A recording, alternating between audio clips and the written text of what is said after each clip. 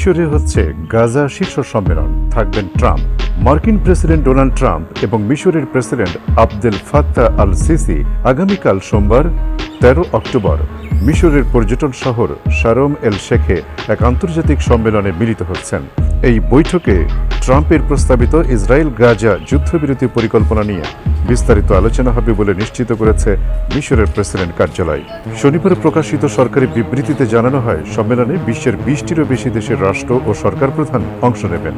আলোচনার মূল লক্ষ্য হল গাজা উপত্যকায় চলমান যুদ্ধের অবসান ঘটানো, মধ্যপ্রাচ্যে শান্তি ও স্থিতিশীলতা প্রতিষ্ঠার প্রচেষ্টা জোরদার করা এবং আঞ্চলিক নিরাপত্তা ও সহযোগিতার নতুন অধ্যায় সূচনা করা। জাতিসংঘের মহাসচিব অ্যান্তোনিও গুতেরেস, যুক্তরাজ্যের প্রধানমন্ত্রী কেয়ার স্টারমার, ইতালির প্রধানমন্ত্রী জর্জিয়া মেলোনি, স্পেনের প্রধানমন্ত্রী পেদ্রো সানচেজ এবং ফ্রান্সের প্রেসিডেন্ট ইমানুয়েল ম্যাক্রো ইতিমধ্যে সম্মেলনে অংশগ্রহণের ঘোষণা দিয়েছেন।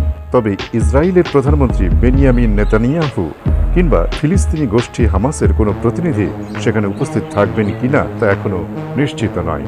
বৈঠকের এই ঘোষণা এমন এক সময়ে এসেছে যখন যুদ্ধবিরতি কার্যকর হওয়ায় গাজার উপকূলীয় এলাকা থেকে হাজার হাজার ফিলিস্তিনি নিজ নিজ ধ্বংসপ্রাপ্ত বাড়িতে ফিরে যাচ্ছেন।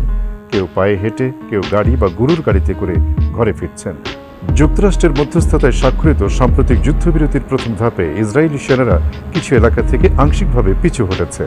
গাজায় এই সংঘাত ইতিমধ্যে ৬৭,০০০-এর বেশি ফিলিস্তিনের প্রাণ কেড়ে নিয়েছে এবং অঞ্চলটির বেশিরভাগ অংশকে ধ্বংসস্তূপে পরিণত করেছে। গাজা সিটি থেকে আল জাজিরার সাংবাদিক হানি মাহমুদ জানিয়েছেন, এই যুদ্ধবিরতি সহিংসতার একটি পর্ব বন্ধ করেছে, তবে সংগ্রাম এখানেই শেষ নয়।